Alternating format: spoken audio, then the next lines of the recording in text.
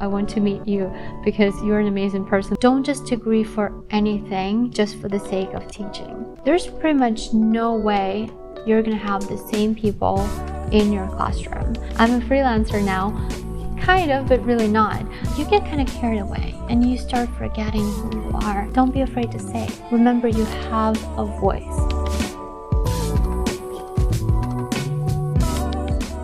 Hi guys, welcome back to Yogipreneur. Alina is here, and today I want to talk to you about 5 things I wish I knew before I became a yoga teacher. But before we get started, remember to subscribe to the channel, remember to hit the bell, remember to like this video and leave me a comment below, because this is the only way I know if you liked it or not, and I know what you want from other videos in the future. So remember that this is the only way we can communicate with one another. Don't forget to do it. Let's get started. First of all, the reason why I wanted to do this video so badly is because you need to come into this profession, you need to come into this career with realistic expectations. And I feel like social media portrays being a yoga teacher very, very glamorous right now. And not that it doesn't exist in the yoga teacher career or yoga teacher profession, but it's not all there is. There's so much more, and you have to be ready for it. So let's talk about 5 things I wish I knew before I became a yoga teacher. First thing I wish I knew is how to set personal and professional boundaries. And why is this important, especially for this type of profession? Because we are so open, we're so personal with one another, and it looks like yoga community is just so happy and we're hugging and we're with each other every time. But first of all, that's not always true. Yoga people are just like any other people. There are good people, there are bad people, and you might not want to be open with everyone. But then another thing is that this is a business, and this is something that you have to always remember.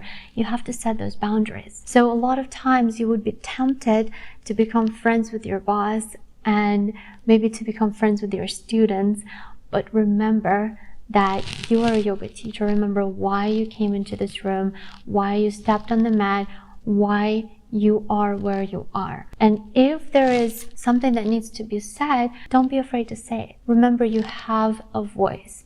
And the reason why I think that this is so important, because when I first started, I did get into some situations I wish I wouldn't have been in, just because I did not set the boundaries, right? I'm not saying that you can never become friends with those people you work with.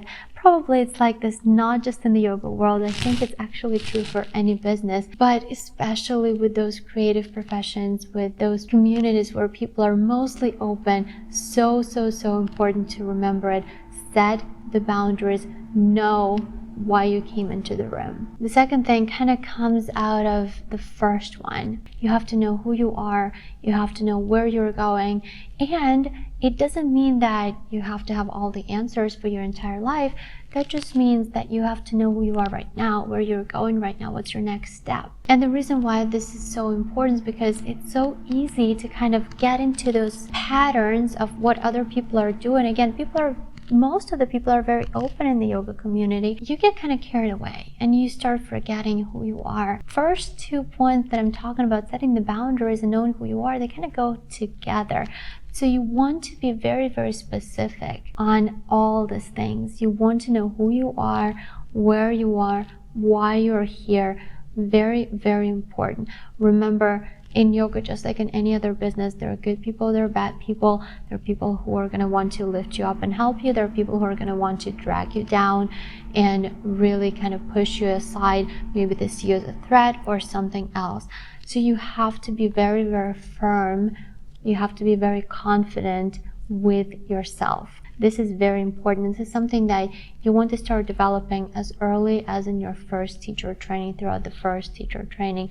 So really remember to do that. The next 3, I want to get a little bit more specific into the yoga business. And the third point that you have to know, and I wish I knew it before I started, is that you really have a say in your schedule. Well, a lot of people come into this world thinking that, okay, now I'm a yoga teacher, I'm going to create my own schedule. This is so much fun. Yay, I'm a freelancer now.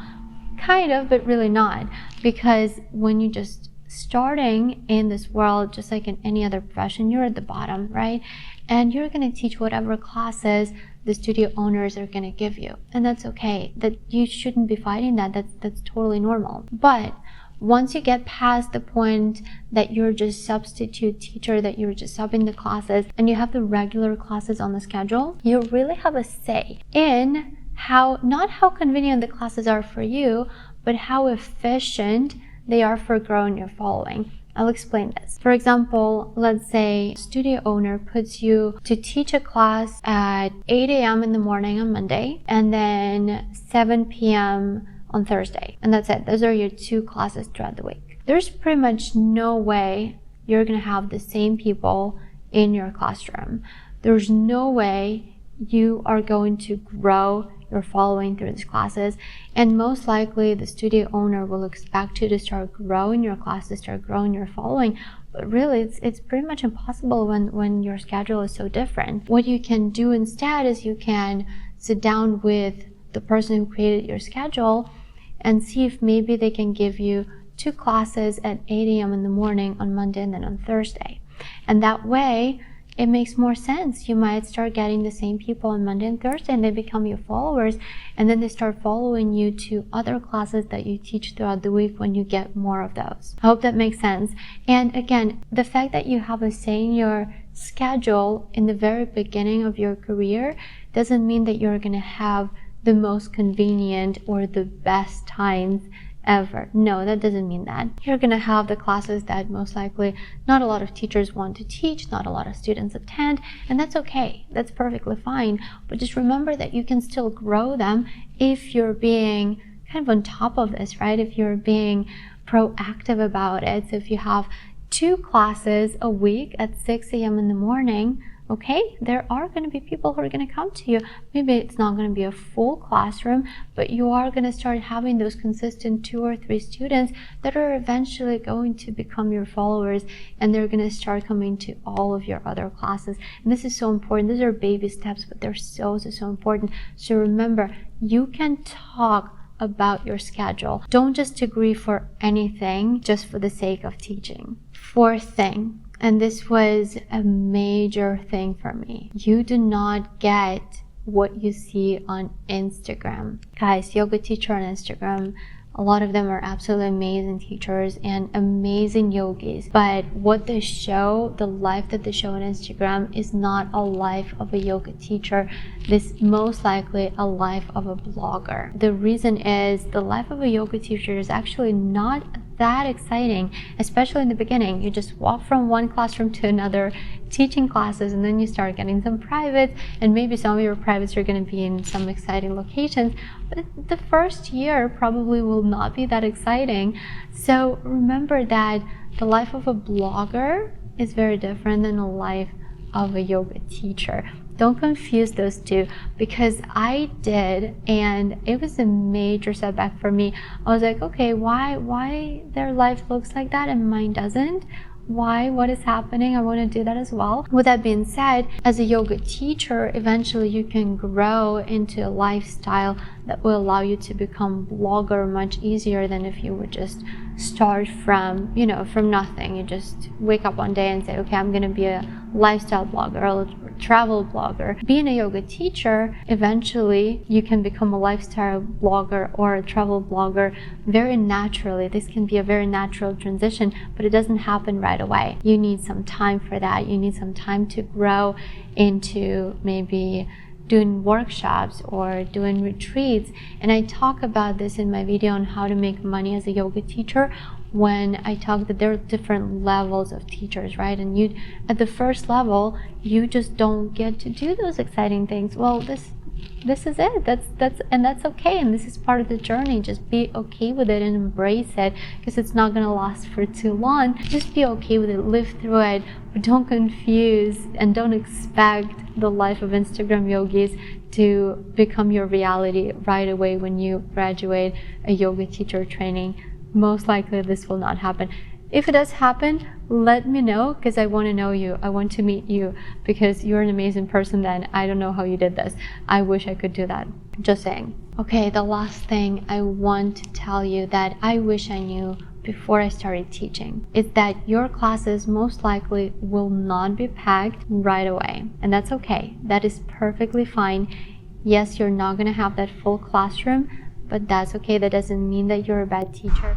It just means that you're just starting out with it. And if you take the same classes with the same teacher in the studio and you always walk in and the classroom is always jam-packed and you think that all the classes in the studio are the same way, you're wrong. Because most of the studios, actually every studio that I know, they have some classes that are packed and then they have some classes where there are 1 or 2 students. And there are a lot of different things that create this difference. And yes, one of them is the time, and that also depends on location, right? So different times are good for different locations. It depends on demographics of the people in the area that come to the studio. And of course, it does depend on the teacher. So when you're first starting, people don't know you yet. They don't know your name. They have no idea what your style is. And a lot of times people don't like to switch from one teacher to another, even though I personally think that it's really good to try different teachers. But again, I'm a teacher, so I can say that students usually don't like to switch from one teacher to another. So your chances of growing is either setting that set schedule, let's say a couple of times a week at the same time, and then you start growing your following, or also substituting some teachers who do have those packed classes, and that's how students are going to start getting to know you, and slowly you're going to start growing your classes. But don't expect your classes to be packed right away. And remember that it doesn't say the fact that your class is not packed doesn't mean that you're a bad teacher. That just means that you're a new teacher, and that is perfectly fine. I used to beat myself up for this so much, and now I just understand that that was just, it was just a phase. People didn't know me. How would they come to my class? And that's very natural. But I would always go to classes of teachers who were very seasoned, who've been teaching for a long time. And I thought, okay, why people don't come to me? Is there something wrong with me? No, there's nothing wrong with me, and there's nothing wrong with you if you're in the same situation. It's just the way it is. You're gonna have to grow your classes very, very slowly. They don't have to be packed right away. It's perfectly fine. It's a natural process. So I hope I answered some questions for you. I eased your mind on some of these points. And if you can relate, definitely let me know in the comments if you've already passed any of those stages and if you had the same thoughts I had. And if you're just starting with it, let me know. I hope that helped you as well, because these are the things probably every single yogi will kind of come towards at some point, at one point or another in their career. As always, remember to subscribe to the channel, guys. Remember to hit the bell. Remember to like the video, drop the comment, and let's stay connected. The videos are coming out every single Tuesday, and I hope to see you in the next one. Thank you so much for staying with me.